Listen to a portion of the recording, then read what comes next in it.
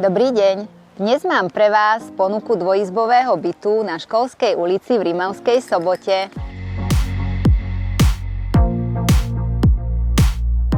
Situovaný je na 3. poschodí z troch o rozlohe 55,98 m².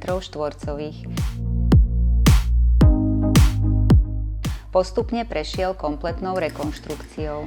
Ohrev vody je zabezpečený elektrickým bojlerom. Benefitom sú dve murované pivnice.